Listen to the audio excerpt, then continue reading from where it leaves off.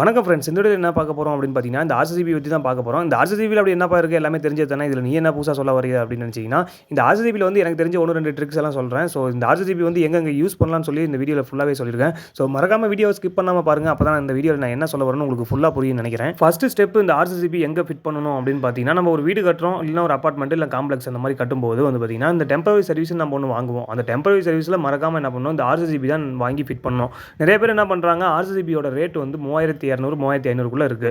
அப்போ எம்சிபியோட ரேட் வந்து பார்த்தீங்கன்னா 1200 to 1500 இருக்குது. அப்போ என்ன பண்ணிடுறாங்க, எம்சிபியே ரேட்டு கம்மி தானே இருக்குது, எம்சிபியே வாங்கி ஃபிட் பண்ணிடலாம், எதுக்காக ஆர்சிசிபி வாங்குறோம் அப்படின்னு சொல்லிட்டு ஆர்சிசிபி வாங்காமல் எம்சிபியே தான் வாங்கி நிறைய பேர் ஃபிட் பண்ணுறாங்க. சரிப்பா, நீ சொல்கிற மாதிரி நான் ஆர்சிசிபி வாங்கி டெம்பரரி சர்வீஸில் ஃபிட் பண்ணிடுறேன், கொஞ்ச நாள் கழிச்சு நான் ஒர்க்கை ஸ்டார்ட் பண்ணலான்னு சொல்லிட்டு அன்றைக்கி ஏதாவது லைன் போட்டுட்டு ஒர்க்கு ஸ்டார்ட் பண்ணும்போது வந்து பார்த்தீங்கன்னா அந்த ஆர்சிசிபி ட்ரிப் ஆகிட்டே இருக்குது. அன்றைக்கி வந்து ஒர்க் எனக்கு டிலே ஆக ஆரம்பிச்சிடும். அப்போ என்ன பண்ணுவோம், இந்த ஆர்சிசிபியை கழட்டிட்டு மறுபடியும் எம்சிபி எடுத்து ஃபிட் பண்ணணும் அப்படின்னு நினச்சி தான் நிறைய பேர் என்ன பண்ணிடுறாங்கன்னா, ஆர்சிசிபியை அவாய்ட் பண்ணிட்டு எம்சிபியை தான் எல்லாருமே ஃபிட் பண்ண ஆரம்பிக்கிறாங்க. கஸ்டமருக்கு பார்த்தீங்கன்னா ஆர்சிசிபி பெஸ்ட்டாக இல்லை எம்சிபி பெஸ்ட்டான அவங்க கஸ்டமருக்கு தெரியாது. நம்ம வந்து விளக்கம் கொடுக்கணும் எலக்ட்ரிஷியன் பொறுத்த வரைக்கும். ஆனால் எலக்ட்ரிஷியன் வந்து விளக்கம் கொடுக்க மாட்டேங்கிறாங்க. எம்சிபி ரேட்டு கம்மியாக இருக்குது, அதை வாங்கிக்கிங்க.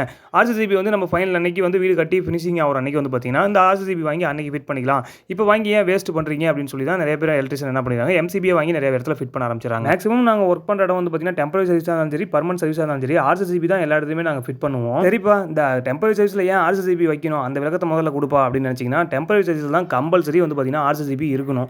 ஏன்னா சென்ட்ரிங் ஒர்க் ஸ்டார்ட் ஆகிற அன்றைக்கி வந்து பார்த்தீங்கன்னா கம்பிக்காரங்களும் ஒர்க் பண்ணுவாங்க, எலக்ட்ரிஷனும் வந்து அப்பப்போ ஒர்க் பண்ணுவாங்க. அந்த டைமில் வந்து பார்த்தீங்கன்னா சென்ட்ரிங்காரங்களாம் போட்டு பெரிய மிஷின் தான் வச்சு கட்டிங் மிஷினில் போட்டு கட் பண்ணுவாங்க. அந்த ஒயர் வந்து அவங்க ப்ராப்பராக என்றைக்குமே வச்சிருக்க மாட்டாங்க. ஒரு சில பேர் வச்சிருக்காங்க, ஆனால் ஒரு சில பேர் இன்னும் அப்படியே தான் வச்சிருக்காங்க. ஏன்னா நிறைய பில்டிங் வேலை செய்யும்போது வந்து பார்த்தீங்கன்னா அந்த ஒயர் வந்து ட்விஸ்ட் ஆகுது. ட்விஸ்ட் ஆகும்போது என்ன ஆகும்னு பார்த்தீங்கன்னா அந்த இடத்துல கரண்ட் லீக்கேஜ் ஆக ஆரம்பிச்சிடும். லீக்கேஜ் ஆனால் கிரவுண்ட் ஆகும்போது கண்டிப்பாக ஆர்சிசிபி ட்ரிப் ஆகும். அட என்னப்பா இப்போ தான் ஒர்க்கை ஸ்டார்ட் பண்ணலாம்னு நினச்சேன், அதுக்குள்ளே ஆர்சிசிபி ட்ரிப் ஆகிட்டே இருக்குது. இது எலக்ட்ரிஷன் வந்து எப்போ கழட்டிட்டு எப்போ ரெடி பண்ணுவாங்க, நம்மளே கழட்டி ஒர்க்கை ஸ்டார்ட் பண்ணிக்கலாம்னு சொல்லி நிறைய பேர் என்ன பண்ணிடுறாங்கன்னா ஆர்சிசிபியோட அவுட்புட்டை கழட்டிட்டு டேரெக்டாக இன்புட்டில் கொடுக்க ஆரம்பிச்சிடறாங்க. அப்படி இன்புட்டில் கொடுக்கும்போது இந்த ஆர்சிசிபியோட ஃபங்க்ஷன் ஒர்க்கே ஆகாது, ட்ரிப்பும் ஆகவே ஆகாது.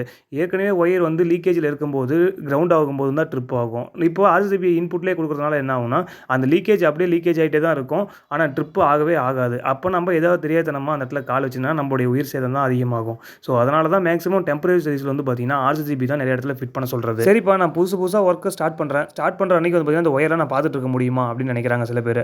அப்படின்னா ஃபஸ்ட்டு வந்து நம்மளுடைய உயிர் சேஃப்டி தான் நமக்கு எப்போவுமே ஃபஸ்ட்டு. முதல்ல ஒயர்லாம் கரெக்டாக ப்ராப்பராக இருக்கான்னு முதல்ல செக் பண்ணுங்க. ஏன்னா ஒரு இடத்துல ஆர்சிசிபி இருந்தால் கண்டிப்பாக ட்ரிப் ஆகும். ஆர்சிசிபி இல்லாத இடத்துல நீங்களே நிலைமையை யோசிச்சு பாருங்க. அப்போ வந்து உயிர் சேதம் ஆகி அதுக்கப்புறம் நம்ம ஒயரை மாற்றி எந்த பிரயோஜனமே கிடையாது. சரிப்பா, நான் ஒயர் மட்டும் இப்போ மாற்றினா போதுமா, ஒயர் மாற்றினா அடுத்தது வந்து இந்த ஆர்சிசிபி ட்ரிப் ஆகாது இல்லை, அப்போ கரெக்டாக இருக்கும்ல அப்படின்னு நினைப்பாங்க. கண்டிப்பாக ஆர்சிசிபி அன்றைக்கி வந்து ட்ரிப் ஆகாது. மேக்ஸிமம் நிறைய பேர் என்ன பண்ணிடுறாங்கன்னா 1 ஸ்கொயர் ஒயர் வாங்கி அதை அப்படியே டபுளாக போட்டு அப்படியே மிஷினுக்கு ஒர்க்கு ஸ்டார்ட் பண்ணிடுறாங்க. அப்படி ஸ்டார்ட் பண்ணும்போது நாளடைவில் என்ன ஆகும்னா அது ட்விஸ்ட் ஆக ஆரம்பிச்சிடும். ட்விஸ்ட் ஆச்சுன்னா மறுபடியும் பவர் லீக்கேஜ் ஆக ஆரம்பிச்சிடும். அதனால் மேக்ஸிமம் ரவுண்ட் கேபிள் வாங்கி யூஸ் பண்ணுங்கள், 3 கோர் கேபிளாக வாங்கி யூஸ் பண்ணுங்கள். 1.5 இல்லை 2.5 இல்லை 4 ஸ்கொயர் அந்த மாதிரி ஒயர் வாங்கி யூஸ் பண்ணிங்கன்னா எப்போவுமே சேஃப்டியாக இருக்கும். அடுத்தது ஸ்டெப் 2, இந்த ஆர்சிசிபி அடுத்தது எங்கப்பா ஃபிட் பண்ணலாம் அப்படின்னு கேட்டிங்கன்னா, கம்பல்சரி எல்லார் வீட்லையுமே ஆர்சிசிபி ஃபிட் பண்ணுங்கள். இப்போ எங்கள் வீட்டில் வந்து பார்த்தீங்கன்னா எம்சிபி தான் இருக்காது, ஏன் நான் கழட்டிட்டு ஆர்சிசிபி மாற்றணும் அப்படின்னு நினச்சிங்கன்னா, எல்லார் வீட்லையுமே குழந்தைகள் இருக்குது. குழந்தைகள் இருக்கிற இடத்துல வந்து பார்த்தீங்கன்னா கண்டிப்பாக ஆர்சிசிபி மட்டும் தான் ஃபிட் பண்ணணும், எம்சிபி ஃபிட் பண்ணக்கூடாது. ஏன்னு கேட்டிங்கன்னா, நம்ம யூஸ் பண்ணுற மெட்டீரியலில் வந்து கிரைண்டராக இருந்தாலும் சரி இல்லை மிக்சியாக இருந்தாலும் சரி, அந்த இடத்துல வந்து பார்த்தீங்கன்னா நாளாக என்னைக்காவது ஒரு நாள் கம்ப்ளைண்ட் வந்து பவர் லீக் ஆக ஆரம்பிக்கும். அப்போ வந்து பார்த்தீங்கன்னா இந்த எம்சிபி வந்து கட் ஆகாது. தவறுதலாக நம்ம குழந்தைகள் கையை வச்சுட்டா அது ஆபத்தில் தான் இருக்கும். அதனால தான் மேக்ஸிமம் ஆர்சிசிபி போட்டால் அந்த பவர் லீக்கேஜ் அன்னைக்கு நம்ம கையை வச்சாலும் கிரவுண்டு மூலியமாக அந்த ஆர்சிசிபி கண்டிப்பாக ட்ரிப் ஆகும். உங்கள் வீட்டில் எம்சிபி தான் போட்டிருக்காங்க, ஆர்சிசிபி இல்லை அப்படின்னு நினச்சிங்கன்னா பக்கத்தில் எலக்ட்ரிஷியன் கூப்பிட்டு நீங்கள் வந்து எம்சிபியை கழட்டிட்டு ஆர்சிசிபி ஃபிட் பண்ண சொல்லுங்கள். அதுதான் நமக்கு எப்போவுமே சேஃப். சரிப்பா, ஆர்சிசிபி வாங்கி ஃபிட் பண்ணிட்டேன், அது கரெக்டாக ப்ராப்பராக ஒர்க் ஆகுதா இல்லையா நான் எப்படி தெரிஞ்சிக்கிறது அப்படின்னு நினச்சிங்கன்னா, அந்த ஆர்சிசிபிக்கு மேலே வந்து பார்த்தீங்கன்னா சிங்கிள் ஃபேஸாக இருந்தாலும் சரி 3 ஃபேஸாக இருந்தாலும் சரி அதில் ஒரு சின்ன பட்டன் கொடுத்துருப்பான், அதுதான் டெஸ்ட் பட்டன். எல்லா மந்த்துக்குமே சரி நீங்கள் ஒவ்வொரு மந்த்தும் அந்த டெஸ்ட் பட்டனை செக் பண்ணி பார்க்கணும். செக் பண்ணி அது ப்ராப்பராக ஒர்க் ஆச்சுன்னா டெஸ்ட் பட்டன் அழுத்தும் போது ஆர்சிசிபி ட்ரிப் ஆகும். அப்போ தான் அந்த ஆர்சிசிபி ப்ராப்பராக ஒர்க் ஆகுதுன்னு அர்த்தம். இல்லை நான் டெஸ்ட் பட்டன் அழுத்தி பார்த்தேன் அப்பயும் ஆர்சிசிபி ஒர்க் ஆகலை அப்படின்னு பார்த்தீங்கன்னா பவர் இருக்கான்னு ஃபஸ்ட்டு செக் பண்ணுங்கள். செக் பண்ணதுக்கப்புறமே அடுத்தது ட்ரிப் ஆகலை அப்படின்னா எலக்ட்ரிஷியன் கூப்பிட்டு இந்த ஆர்சிசிபியை மாற்ற சொல்லுங்கள். 1 இயர் வாரண்டி கொடுத்துருப்பாங்க, அந்த வாரண்டிக்கு தகுந்த மாதிரி நம்ம கிளைம் பண்ணிக்கலாம். நம்மளும் ஒர்க்கை முடிச்சுட்டு அடுத்தது புது ஒர்க்குன்னு சொல்லிட்டு புது ஒர்க்குக்கு கிளம்பிடுவோம். பழைய இடத்துல ஆர்சிசிபி வச்சுட்டு நம்ம கிளம்பிடுவோம். அப்போ வந்து பார்த்தீங்கன்னா என்னைக்கா ஒரு நாள் சின்ன கம்ப்ளைண்ட் சொல்லி ஒரு மந்த்தில் 2 மந்த் கழிச்சு நம்மளை கூப்பிட்றாங்க, இந்த மாதிரி லைட்டர் இல்லை ஃபேன் ஒர்க் ஆகலை அப்படின்னு சொல்லி கூப்பிடும்போது நம்ம அந்த என்ன கம்ப்ளைண்ட்டோ அந்த கம்ப்ளைண்ட் மட்டும் பார்த்துட்டு உடனே கிளம்பிடுவோம். ஆனால் அப்போ அப்போ வந்து ஆர்சிபி ஒர்க் ஆகுதா இல்லையான்னு நம்ம அந்த இடத்துல நம்ம செக் பண்ணவே மாட்டோம். நிறைய எலக்ட்ரிஷியன் பண்ணுற தவறு அதுதான்.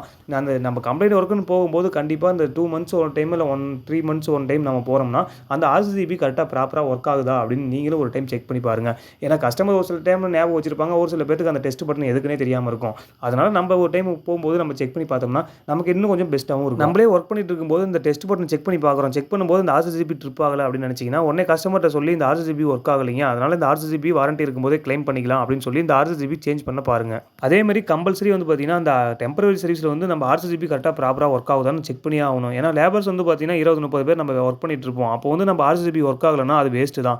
அப்போ வந்து நீங்கள் எல்லா மந்த்துமே வந்து பார்த்தீங்கன்னா அந்த டெஸ்ட் பட்டன் சொல்லி ஆர்சிபி கம்பல்சரி நீங்கள் செக் பண்ணி பாருங்கள். கஸ்டமர் நீங்களே செக் பண்ணுறதா இருந்தாலும் சரி, இல்லை எலக்ட்ரிஷியன் வந்திருந்தா எலக்ட்ரிஷியன்ட்டே இந்த மந்த்லி ஒரு டைம் இந்த ஆர்சிபி செக் பண்ணுப்பா, இல்லை ஒர்க் ஆகலைன்னா வாரண்டிலே கிளைம் பண்ணிக்கலாம் அப்படின்னு சொல்லி நீங்கள் கம்பல்சரி சொல்லுங்கள். நம்ம வீட்டில் எல்லாமே ஒர்க் எல்லாமே கம்ப்ளீட் பண்ணி முடிச்சுட்டு என் ஆர்சிபி வச்சு லைன்லாம் கொடுத்ததுக்கப்புறமே ஆர்சிபி ஆன் பண்ணும்போது ஆர்சிபி நிற்கவே நிற்காது. எதனால் நிற்கலன்னா நம்மளுடைய கவனக்குறைவாக கூட நிற்காமல் இருக்கும். அது எப்படிப்பா கவனக்குறைவு எப்படி நிற்காமல் போகும் அப்படின்னு கேட்டிங்கன்னா, நம்ம ஒயர் இருக்கும்போது கவனமாக என்ன பண்ணுவோம், எல்லா இடத்தையுமே ப்ராப்பராக ஒயர் போட மாட்டோம். அதில் ஏதோ கொஞ்சம் கொஞ்சம் பத்தாம மாதிரி தான் போடுவோம். அப்போ போடும்போது இந்த எர்த்து ஒயர் சீக்கிரம் காலியாகும். காலியாகும் போது என்ன பண்ணுவோம், ஏதோ ஒரு மல்டி கலரில் டேப் பிடிச்சி போடலாம், அது வந்து நம்ம கடைசியாக ஃபினிஷ் பண்ணும்போது பார்த்துக்கலாம்னு சொல்லிட்டு அதை அசால்ட்டாக விட்டுருவோம். அதை அசால்ட்டாக விடும்போது நியூட்ரலா இல்லை எர்த்தா அப்படின்னு தெரியாமலே நியூட்ரலோ இல்லை எர்த்தோ ஏதோ ஒரு பக்கம் ஜாயின் அடிச்சிருவாங்க. அப்போ எப்போயாவது 3 பின் டாப் போடும்போது வந்து பார்த்தீங்கன்னா எர்த்தும் நியூட்ரலும் வந்து 2 கான்டாக்ட் ஆனதுக்கப்புறமே பார்த்தீங்கன்னா ஆர்சிபி ட்ரிப் ஆகும். இந்த கம்ப்ளைண்ட் எங்கடா இருக்குது அப்படின்னு போய் செக் பண்ணும்போது பார்த்தீங்கன்னா நம்ம ஒயர் எப்போயாவது ஒரு டைம் சேஞ்ச் பண்ணும்போது வந்து பார்த்தீங்கன்னா டேப் அடிச்சு போட்டிருப்போம். அது நியூட்ரலாக எர்த்தான்னு தெரியாமல் ஜாயின் அடிச்சதுனால இந்த கம்ப்ளைண்ட்னால தான் ஆர்சிபி ட்ரிப் ஆகுது அப்படின்னு சொல்லி அந்த கம்ப்ளைண்ட் வந்து அதுக்கப்புறம் சால்வ் பண்ண ஆரம்பிப்போம். நிறைய பேர் என்ன பண்ணிட்டாங்க, அந்த கம்ப்ளைண்ட் என்னன்னே பார்க்க மாட்டேங்கிறாங்க. ஆர்சிபி வச்சா ட்ரிப் ஆகுதுன்னு நினச்சிட்டு எம்சிபியே போடலாம், அதான் நமக்கு பெஸ்ட்டாக இருக்கும். ஆர்சிபி வேணாங்க, ஆனால் அதோட காஸ்ட்டும் அதிகமாக இருக்கும் அப்படின்னு சொல்லி கஸ்டமரை டைவர்ட் பண்ண ஆரம்பிச்சிடறாங்க. எம்சிபியை போட்டு அந்த இதில் வந்து பார்த்தீங்கன்னா ஒர்க் பண்ணி முடிச்சிடுறாங்க.